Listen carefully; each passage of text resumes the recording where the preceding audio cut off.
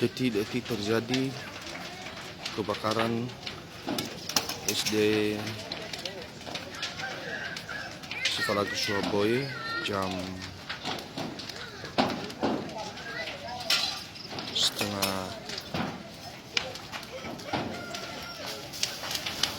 jam 4. Mungkin terjadinya mulai jam setengah 4. Jadi dilakukan oleh orang-orang yang tidak bertanggung jawab. Nah ini.